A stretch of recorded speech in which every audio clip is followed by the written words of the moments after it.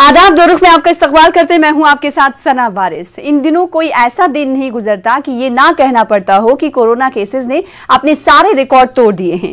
Corona ने हस्बे मामूल आज भी अपने पुराने रिकॉर्ड तोड़े हैं, जो कि खतरनाक सतह पर पहुंचता हुआ दिखाई दे रहा है। इसके साथ ही डर, खौफ और तशवीश में मुब्तला करने वाली तस्वीरें बेचैनी बढ़ा रही हैं। आज कोविड-19 के केसेस में खतरनाक इजाफा देखने को मिला है। कोरोना के नए मामले 2 लाख को उबूर कर चुके हैं, जबकि अमवात का आंकड़ा 1000 के पार पहुंच चुका है, जिसके बाद रियासती सतह पर मजीद सख्तियां बरतने का फैसला लिया गया।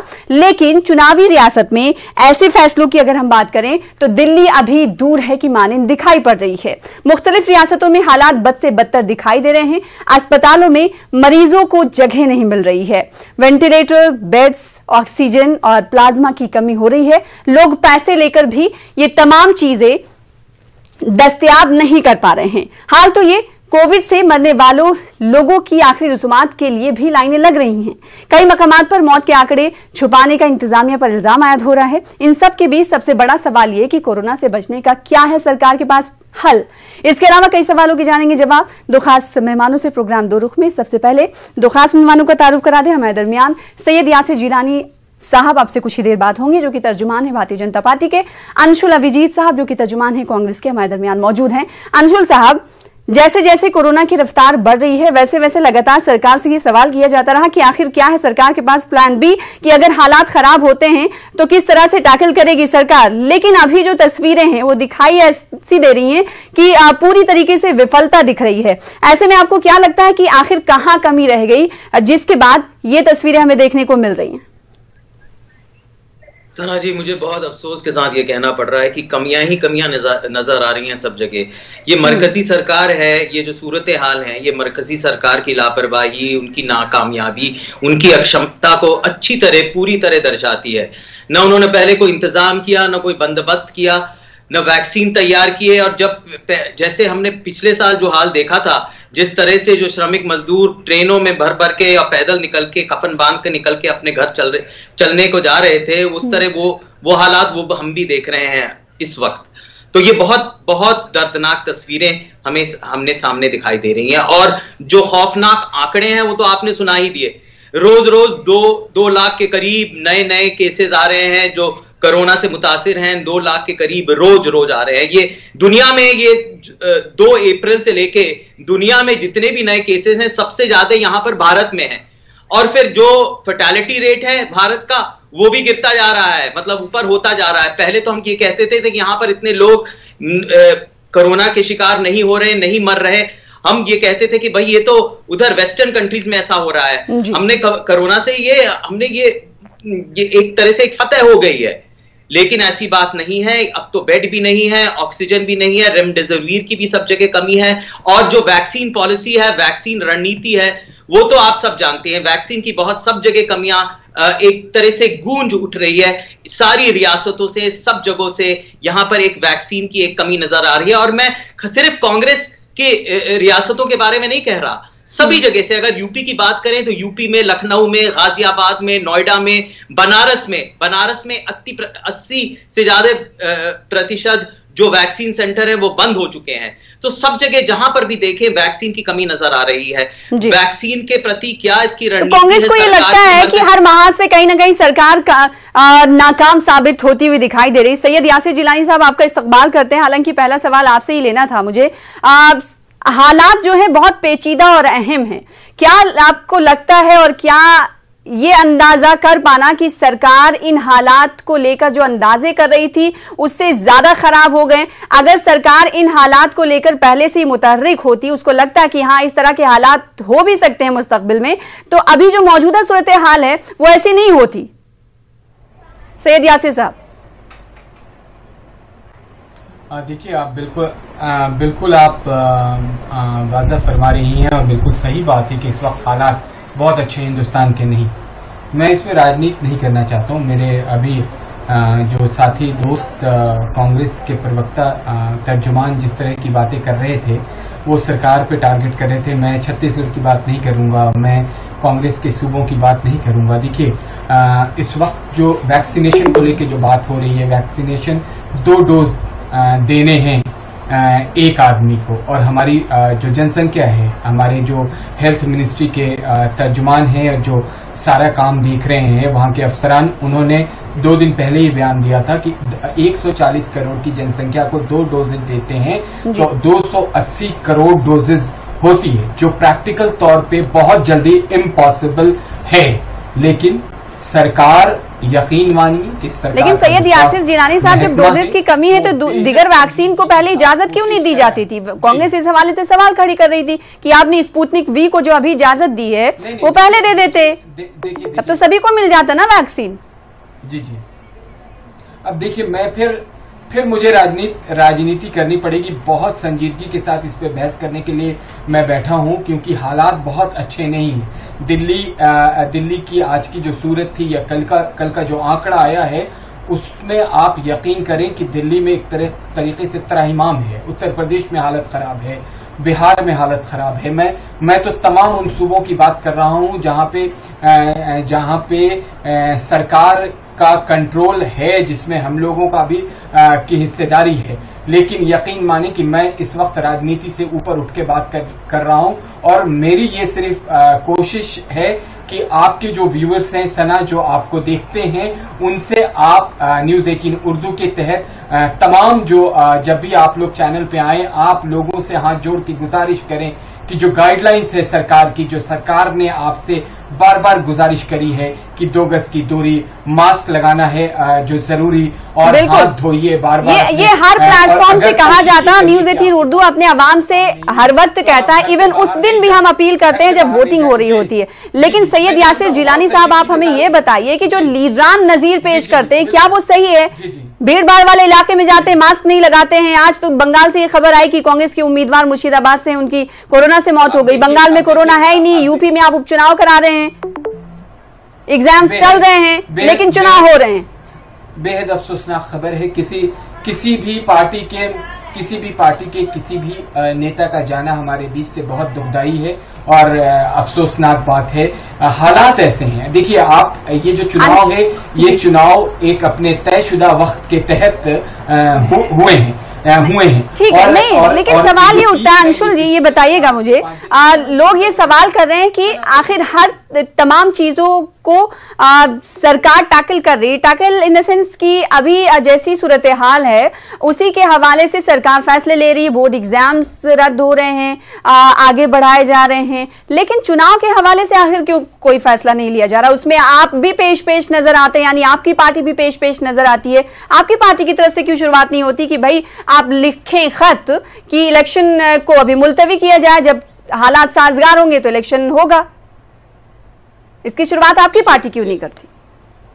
देखिए, जिलानी साहब की बात से मैं बिल्कुल सहमत हूं। उन्होंने कहा कि इसमें सियासी खेल नहीं खेलने चाहिए। देखिए, जहां पर ये इलेक्शन और ये जमहूरियत का जो जलसा है, इसकी बात है, तो ये तो चुनाव आयोग, जो निर्वाचन आयोग है, इनका फैसला बहुत पहले आ गया था कि हम ये इलेक्शन करेंगे, जरूर करेंगे, और ये 8 फेज में इलेक्शन होगा। अब देखिए, जब आप 8 फेज का इलेक्शन करते हैं कोरोना के वक्त में, तो उसका क्या नतीजा हो सकता है? आप खुद बताइए, सूरत हाल आपके सामने है। जब 8 फेज में करते हैं तो ये होता है कि बहुत सारी रैलियां होती हैं, मीटिंग होती है, भीड़ होती है, लोग आते हैं, और इससे तो कोरोना फैलेगा ही ना। तो अगर आपने ऐसा फैसला शुरुआत में लिया ही क्यों कि 8 फेज का इलेक्शन हो? और दूसरी बात ये मैं पूछना चाहता हूं कि हो सकता है उस समय हालात दूसरे नहीं, तो पत्थर की लकीर थोड़ी ना है अंशुल साहब, बहुत सारे फैसले लिए जाते हैं, उनमें तब्दीली की जाती है। तो तब्दीली क्यों नहीं की? ये कह सकते हैं कि अब मीटिंग रैलियां नहीं होंगी, लेकिन चुनाव आयोग का दूसरा नाम तो है भाजपा आयोग। ये तो दोनों एक ही हैं। तरफदारी की बात तो दूसरी है, पक्षपात की बात तो दूसरी है, ये दोनों तो एक ही हैं। जो भाजपा सरकार चाहती है वो चुनाव आयोग, निर्वाचन आयोग करती है, इसमें कोई दो राय नहीं है। मैं सियासी बात नहीं कर रहा हूं, लेकिन फिर भी ये सवाल तो खड़े होंगे ना कि भाई बिल्कुल यही सवाल आवाम बार बार कर रही है कि चुनावी रियासतों में आप तो जा रहे हैं, वहां पर कोरोना नहीं है, और दिगर रियासतों में आप पाबंदियां लगा रहे हैं, आवाम को माशी तंगी की तरफ धकेल रहे हैं। कई सवालों के जवाब आपसे और जानेंगे, लेकिन छोटे से ब्रेक के लिए रुकेंगे। 2 रुख में जल्द हाजिर होंगे। बात कही कि हम इस पर सियासत नहीं करना चाहते, जाहिर सी बात है एक ऐसा मौका है, इस पर सियासत करनी भी नहीं चाहिए, लेकिन सवाल ये उठता है कि क्या सरकार को ये अंदाजा नहीं था कि सूरत हाल इतनी बद से बदतर हो जाएगी? और अगर था भी तो आखिर प्री प्लानिंग क्यों नहीं की गई? और मुझे उम्मीद है कि आपने वो तस्वीरें देखी होंगी कि लोगों को लाशें जलाने के लिए, अंतिम संस्कार के लिए भी टाइमिंग नहीं मिल रही है उन्हें, और लाइन में लगे हुए लोग, उनके अहले खाना परेशान। इसकी तस्वीरें भी हम टीवी स्क्रीन पर दिखा रहे हैं नाज़रीन को, और आपने भी देखी ही होंगी। नहीं, बहुत ही विचलित करने वाली तस्वीरें देखने को मिल रही हैं तमाम सूबों से।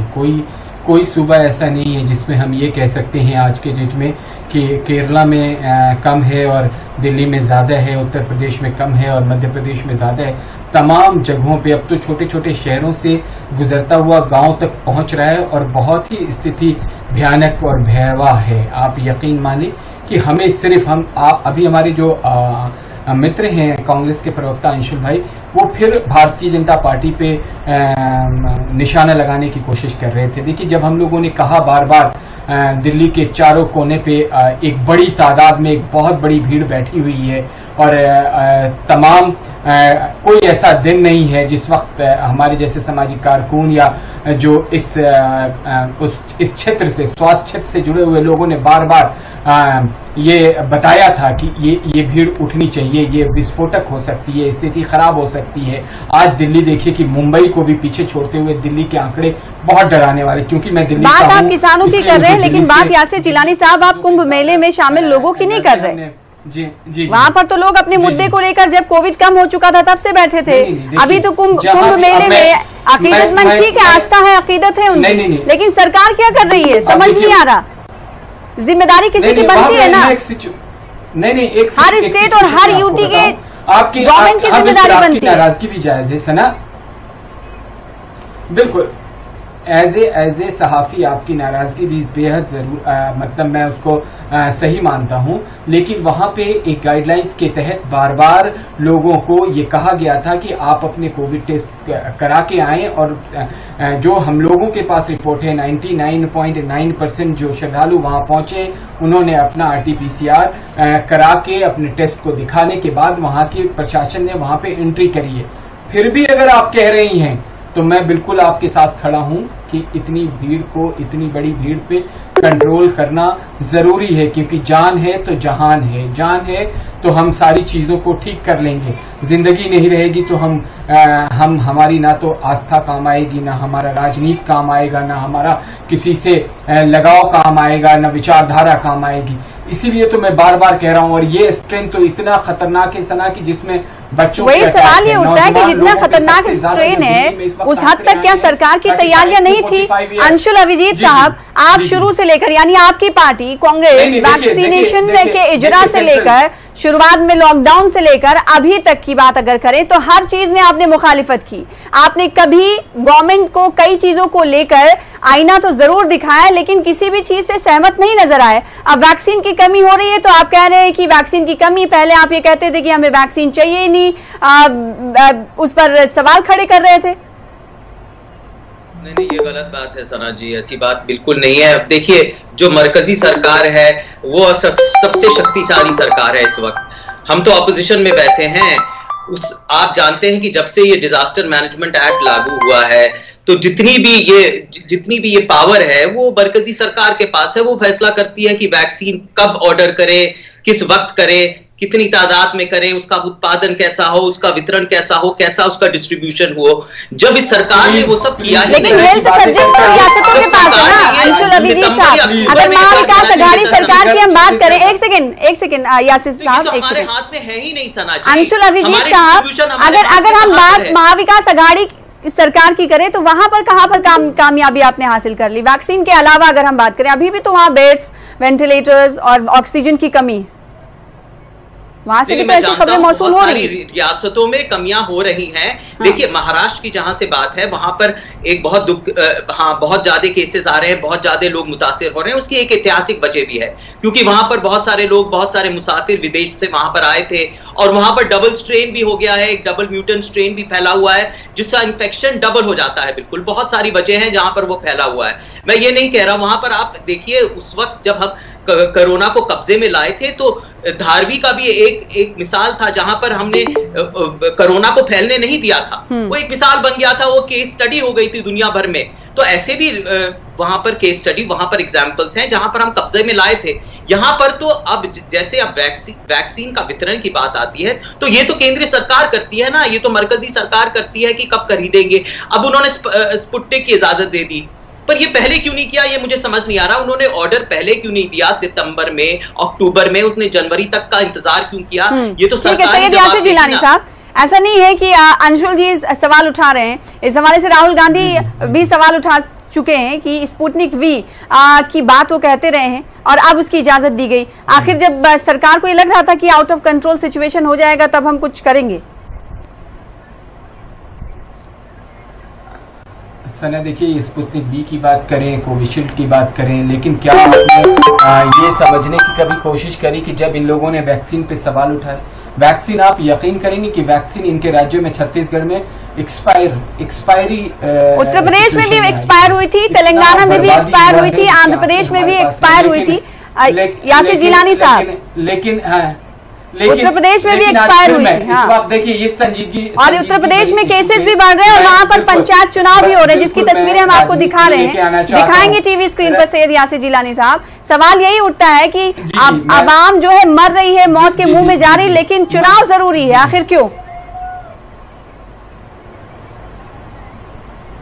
देखिए अब मैंने उपचुनाव की बात कर रही हूँ, उत्तर प्रदेश में उपचुनाव हो रहे हैं भाई, जिससे आप पंचायती चुनाव की उत्तर प्रदेश में पंचायती चुनाव की बात कर रहा हूँ, उनका पूरा का पूरा 5 साल का टेन्योर होता है, वो खत्म हुआ है। उसके बाद एक बहुत लंबे अरसे तक वो एक तरीके से उनके डेट को बढ़ाया गया, लेकिन ये सिचुएशन इतना अंदाजा नहीं था किसी को कि इस वक्त जो पिछले एक हफ्ते में पूरे भारत में इस कोरोना ने तबाही मचाई है और अभी भी मचा रहा है, तो वो सारी चीजें तय थी पहले से। लेकिन फिर भी मुझे लगता है कि इस वक्त भी हम अगर गाइडलाइंस जो है उस गाइडलाइंस के मद्देनजर अपने आप को रखते हैं, कोशिश ये करते हैं कि जिस तरीके से पिछली बार लोगों ने सब कुछ छोड़ दिया था, अपनी सारी चीजों को बिल्कुल हकीकत ये भी है कि आवाम ने बहुत लापरवाही की है, बेपनाह लापरवाही की है। अंशुल अभिजीत साहब, आखिर में आपसे सवाल, फिर उसके बाद लास्ट कमेंट में यासिर जिलानी साहब से लूंगी, कैसे हो मसले का हल? नहीं, सबसे पहले तो हमें जो वैक्सीन है उनका प्रोडक्शन, उनका उत्पादन बढ़ा देना चाहिए। हमें पूछना चाहिए सीरम इंस्टीट्यूट से कि आपको क्या दिक्कतें आ रही हैं, आपको क्या परेशानी है। अगर आपके पास पैसा नहीं है, आधार पूनावाला जी ने कहा कि मुझे 3000 करोड़ की जरूरत है, मुझे पता नहीं क्यों सरकार उनको पैसा नहीं दे रही, उनकी जितनी भी दिक्कतें थे, जितनी भी परेशानी है वो दूर क्यों नहीं कर रही। तो वैक्सीन की कोई कमी नहीं आनी चाहिए इस वक्त। और दूसरी बात यह है कि वैक्सीन के वितरण में भेदभाव नहीं होना चाहिए, सब जगह एक समान रूप से देना चाहिए, सारे राज्यों में, सारी रियासतों में। मैं नहीं कह रहा हूं कि ऐसा हो रहा है। यासिर जिलानी साहब, हालात बहुत खराब हो रहे हैं, सरकार क्या उस खराब हालत को देखते हुए उतनी ज्यादा सरगर्म होते हुए दिखाई दे रही या नहीं दिखाई दे रही? आपसे ये सवाल, जिन जिन रियासतों में बेड्स ऑक्सीजन की कमी है उन रियासतों के लिए सरकार क्या कुछ कर रही है? देखिए सना, हमारे हेल्थ मिनिस्टर डॉक्टर हर्षवर्धन ने कमान संभाली हुई है, उनके नीचे जितने हमारे हेल्थ के जो अफसरान हैं और जो हमारे साइंटिस्ट जो हमारी वैक्सीन को बना रहे हैं और जो हमारे डॉक्टर्स हैं जो पूरे भारत में इस वक्त अपनी जो उनकी जिम्मेदारी है उसको निभा रहे हैं। और कोशिश ये है सरकार की कि जल्द से जल्द इस संक्रमण को कम किया जाए, इस चेन को ब्रेक किया जाए और इसमें लगाम लगे। और ये जिम्मेदारी और ये कर्तव्य हम सब का नागरिक होने, भारत का नागरिक होने के नाते बनती है कि मैं क्या ऐसा तो नहीं सैयद यासिर जिलानी साहब, जैसे जैसे केसेस कम होने लगे वैसे वैसे सरकार जो है आराम से बैठ गई कि अब तो ऐसा होगा नहीं, तैयारियां कुछ नहीं की। अगर तैयारियां होती तो क्विकली सब कुछ सही हो जाता। अब देखिए इतना सर्ज नहीं देखने को मिलता। देखिए मुझे एक एग्जाम्पल देना पड़ेगा दिल्ली की आज हालत। नहीं देखिए दिल्ली की हालत, सभी सरकार सभी रियासतों और यूटीज को लेकर कह रही हूँ, भी आंकड़े बड़े डरावने वाले हैं। नहीं मैं एक एग्जाम्पल मैं बिल्कुल सियासत नहीं कर रहा था, लेकिन एक एग्जाम्पल देना चाहूंगा। क्या यहाँ के वजीर आला उस वक्त सो रहे थे 3-4 महीने पहले जब वो इसी बॉर्डर पे बैठे हुए लोगों को पानी से लेके और किसानों की वजह से कोरोना बढ़ा है क्या? आपके कहने का मतलब ये है क्या यासिर जिलानी साहब? क्या अभी तो उस वक्त क्यों नहीं बढ़ा? उस वक्त क्यों नहीं बढ़ा जब किसान वहां पर बैठे थे? तब बढ़ना चाहिए ना। मैं दिल्ली का कंसर्न, देखिए मैं दिल्ली का नागरिक होने के नाते दिल्ली का नागरिक उस वक्त केसेस आने चाहिए किसानों के हवाले से, दिल्ली के केसेस बढ़ने चाहिए। लगाव रखता हूँ, लेकिन जो इस सिचुएशन है, जो सिचुएशन और जिस तरीके से वहां पे लोगों ने ये बाइकआउट करा कि हम वैक्सीन नहीं लगाएंगे, यह आपने ही कई बार और आप जैसे बड़े पत्रकारों ने कई बार अपने मीडिया के चैनल के थ्रू दिखाया है कि वैक्सीन को लोगों ने मना किया है। मैं तो एक नेता का नाम कोट नहीं करूंगा क्योंकि वो भी संक्रमित हो गए हैं और मैं उनके लिए भी दुआ करता हूँ कि वो जल्द से जल्द आपका इशारा आवाम भी समझ गई होगी, सुधरे और वो अच्छे हों। आपका इशारा आवाम भी समझ रही होंगी आप किसको बोल रहे हैं। जी, ईश्वर से ये कामना वक्त की बेहद कमी है। आप दोनों खास मेहमानों का शुक्रिया अदा करना चाहेंगे इस उम्मीद के साथ कि जल्द से जल्द मुल्क के हालात बेहतर हों। और इसी के साथ मुझे दीजिए इजाजत, कल फिर बड़े मुद्दे के साथ होंगे हाजिर। आदाब।